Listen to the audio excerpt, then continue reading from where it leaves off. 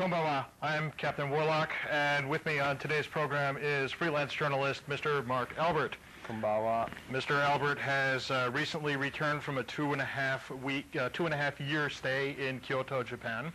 His work has been seen in the Mainichi Daily News in Tokyo, the Thailand Times in Bangkok, and locally in the Berkeley Voice and the San Francisco Bay Guardian. That's correct. He has also been heard on National Public Radio, station WBAI in New York, and here in Berkeley on KPFA. Welcome to World of Anime, Mr. Albert. Thank you. Good to be here. Good to be on this side of the Pacific for a change. Okay. All right. Well, our first question is, were you a fan of Japanese animation before your trip to Japan? Well, I can't say that I was Captain Warlock. And as to what I was exposed to there, I can't really say that my opinions have much changed. So you don't consider yourself a fan, but you have watched Japanese animated programming. Oh, well, absolutely. You can't escape it. I've seen, of course, Speed Racer, Inspector Gadget, the Battle of the Planets, what's it, Galaxy Express 999, and the Battleship Yamato. Was there any particular anime that you encountered during your stay in Japan that caught your attention? Well, I would say that the most popular Japanese animation programs in Japan at this point are Sailor Moon and Dragon Ball Z. I see that Pete has a Macross poster in front of him, or backdrop, and Macross, if you ask people for Macross products or about Macross, they'll tell you that, oh, well, that's really old, and they look at you kind of strangely and say, why would you want that kind of thing? It's, it's passé, it's been there, it's happened already. But Sailor Moon and Dragon Ball Z those were very, very popular, and in my experience in Japan, for a whole year I was teaching students, and they really followed Sailor Moon. They would enact Sailor Moon type scenes. They had Sailor Moon water bottles and Sailor Moon blankets and Sailor Moon this and that. Mind you, all those, students were between the ages of 1 and 6. Mm-hmm. Are there any shows geared to a more sophisticated or an older audience? In terms of broadcast shows, I would say not necessarily. In terms of adult anime material, I would say that there's quite a bit. Of course, Fiona mentioned manga books, and those are really, really popular. You see guys reading them on the train, reading them wherever you go. There's stacks of them. Every convenience store is full of manga books, and I would say that people read manga books more than they read newspapers or books at all. It's very, very popular, and you find them on the train. You find them basically wherever you go. In terms of adult-geared anime cartoons, well, I think those really are more blue movies. There's a lot of blue movies and a lot of animated, how should we say, what's a delicate way of putting it? No, I think the Japanese word for it is hentai. Perhaps. Yeah, softcore porno.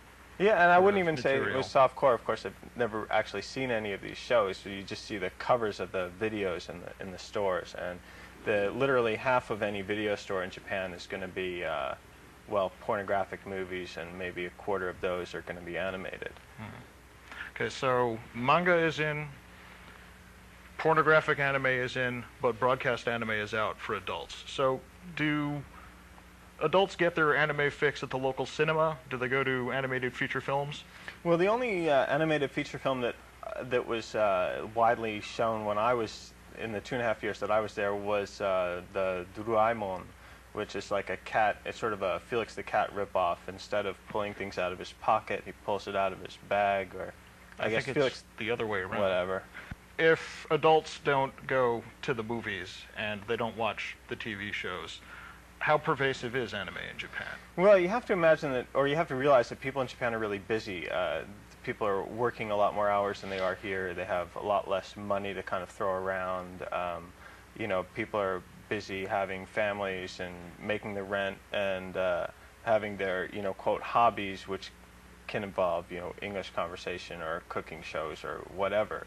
But I don't find that very many people or very many adults follow animated cartoons. So anime for adults would be considered a cult phenomenon. Yeah, yeah. Right. Would there be an anime equivalent of, say, Star Trek in terms of popularity or name recognition? Well, in terms of a long-running show, there was a program called Gegege no Kitaro, which has basically pretty much been on in syndication for maybe 30 years, and they continuously repeat the same and recycle the same episodes. And that show, if you stop anybody on the street, they will probably know about it and will maybe chuckle. It has to do with these people who were deformed in the atomic bomb blast, and the main character has an eyeball that's on his shoulder, and he can place it somewhere and spy on things, and they sort of go around protecting the world from evil, and anybody that they find that they can't reform, they send them back to the atomic bomb blast and have them experience, and hopefully it reforms them. Okay. Does American animation make it over to Japan? They do have some shows. They do have The Simpsons was on Kyoto television.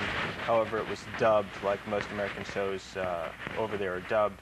And I think it was on immediately following school, so it's early afternoon. If you tell an adult to watch, well, if you really want to learn about America, watch The Simpsons, because it has, the nuclear plant explosions, the gross mismanagement, people, flaking off at work, the family fighting, the spoiled kids. Anyway, you get the idea. They look at you like you're crazy. Like, how could you learn, possibly, learn something like that from television or from a cartoon? They seem to think that the cartoons are really fantasy-oriented, and that, live action shows are more true to life. And they'd say, why are you asking me, an adult, to watch a children's show? A lot of people criticize American animation for being nothing more than a thinly disguised 30-minute commercial to sell action figures. But isn't the same true in Japan? Oh, well, I would say absolutely not. I mean, look at this guy. He's created just to sell toys. I would say that it's even more pervasive there. I mean, they may not have the McDonald's tie-ins or the tie-ins to whatever. The Mobile Suit Gundam Happy Meal. Yeah, but they do have a lot of toys and model kits and blankets and water bottles and watches or whatever with that kind of stuff. Ultraman, who we know here is Ultraman, but if you ask somebody about Ultraman in Japan, they'll look at you like you're crazy. It's Ultraman, and there he's making a big comeback, and he's everywhere, and you can get a sheet to sit on with his image placed on it. Maybe I can replace my old pencil box from kindergarten. Yeah, I'm sure you could. He's making a big comeback. Yeah, good old Ultraman. Okay. Now, as someone who has lived and worked in Japan for 2.5 years, do you think that it's possible for Americans to learn anything about Japanese culture or the Japanese way of thinking by watching Japanese animated cartoons? Well, from cartoons, I think that there's a tendency to find more of a message in it than there perhaps is. I mean, there's a tendency to overinterpret what's going on. I mean, they're mainly entertainment. I don't see it having much of a political consciousness or teaching about people's lives. I mean, it's an escape. The Japanese society is we think of as regimented.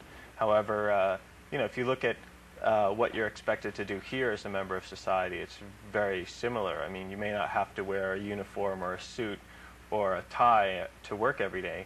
However, you are expected to, fulfill certain things, fulfill certain aims in life, go to college, get married, have children, yada, yada, yada. Okay, so our last question, what would the average person in Japan think of a typical American anime fan? Well, I think that possibly they would say something like, どうしていつもとってもバカ野郎? Which translates as maybe, why are people so interested in this? So American anime fans' lives are all lies. Well, you can take it or leave it, but I'm not really one to, criticize a whole group of people. It's not, really for me to say. Yeah, well... Wait, what are you doing? What is this?